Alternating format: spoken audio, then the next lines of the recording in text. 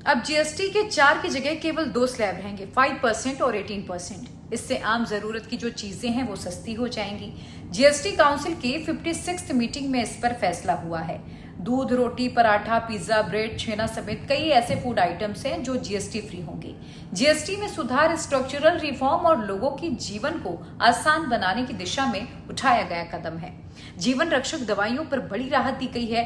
33 ऐसी दवाइयां हैं जिस पर जीएसटी 12% से घटाकर 0 कर दिया गया है। गंभीर बीमारियों की दवाइयां सस्ती हो गई हैं।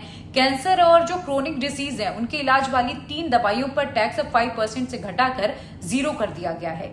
कई दवाओं पर टैक्स 12% से घटाकर 5% कर दिया गया है। किसानों को भी फायदा होगा। ट्रैक्टर और कृषि मशीनरी पर जीएसटी 5% कर दिया गया है।